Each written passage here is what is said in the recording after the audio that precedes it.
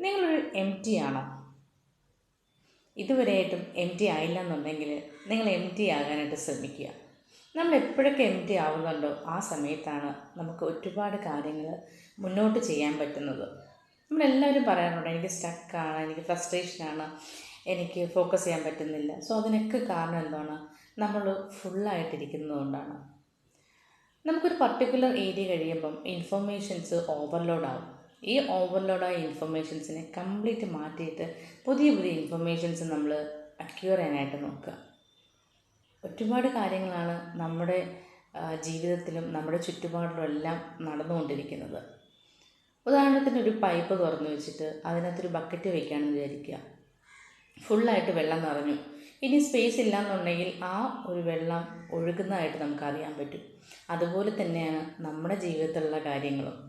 ഒരുപാട് കാര്യങ്ങൾ, അനാവശ്യമായിട്ടുള്ള കാര്യങ്ങളിൽ നമ്മൾ നിറച്ച് വയ്ക്കുമ്പം നല്ല കാര്യങ്ങൾ ഇരിക്കാനായിട്ടുള്ള സ്പേസസ് ഇല്ല. നമ്മളെപ്പോഴും ചെയ്യേണ്ടത്, നമുക്ക് വൺസ് ഇൻഫർമേഷൻ ഓവർലോഡ് ആയിക്കഴിഞ്ഞാൽ അതിന് നമ്മളൊരു റിഫ്രഷ് ചെയ്യുക. ഈ റിഫ്രഷ്മെൻറ്റിന് നമുക്ക് ഏത് ടെക്നിക്ക് വേണമെങ്കിലും നമുക്ക് യൂസ് ചെയ്യാം.